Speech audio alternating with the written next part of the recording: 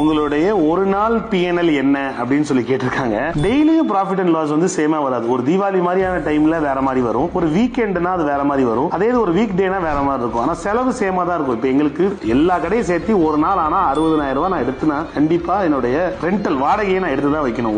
ஒரு நாளைக்கு கண்டிப்பா எனக்கு ஒரு நாளைக்கு எக்ஸாம்பிள் ஒரு 50 to 70,000 எனக்கு டிபெண்ட்ஸ் ஆன் என்னுடைய சேலரி நான் எடுத்து தான் வைக்கணும். ஒரு 25,000 ரூபாய் என்னுடைய எலக்ட்ரிசிட்டி பில் நான் எடுத்து தான் வைக்கணும். சோ இந்த இடத்துல பிக்ஸ்ட் எக்ஸ்பென்ஸா எனக்கு ஒரு நாளைக்கு 1.5 லட்சம் ரூபாய் வந்து வியாபாரம் நடக்குதோ நான் எடுத்து தான் வச்சாகணும். சோ என் சேலுக்கு தகுந்த மாதிரி என்னுடைய ப்ராஃபிட் அண்ட் லாஸ் வந்து ஆகும். இதே ஒரு வீக் டேஸ் வந்து ஒரு அப்ராக்சிமேட்லி எங்களுக்கு எல்லா கடையும் சேர்ந்து ஒரு 15 lakhs நடக்கும். அப்படின்னா எங்களுக்கு வெறும் ஒரு 1% அப்படிதான் ப்ராஃபிட் கிடைக்கும். அதே இடத்துல எங்களுக்கு வீக்கெண்ட்னா ஒரு 20-25 lakhs நடக்க போகும்போது அப்பயும் இதே எக்ஸ்பென்சஸ் தான் இருக்கும். அப்ப எங்களுக்கு ஒரு 5 to 6% கிடைக்கும். ஆனா அதே ஒரு தீபாவளி டைம்ல எங்களுக்கு ஒரு நாளைக்கு 50 to 60 lakhs நடக்கும். அப்பயுமே எங்களுக்கு இதே எக்ஸ்பென்சஸ் தான் நடக்கும். அப்ப எங்களுக்கு இன்னும் கொஞ்சம் 10 to 12% எங்களுக்கு நெட் ப்ராஃபிட் நிற்கும். சோ இது எல்லாமே நான் சொல்றது என்னன்னா எங்களோட எல்லா கடையும் சேர்ந்த நான் ஃபிகரை தான் நான் பார்ப்பேன் இங்க இருந்து உட்காந்து. இப்படிதான் எங்களுடைய பிஎன்எல் வந்து ஒர்க் ஆகுது.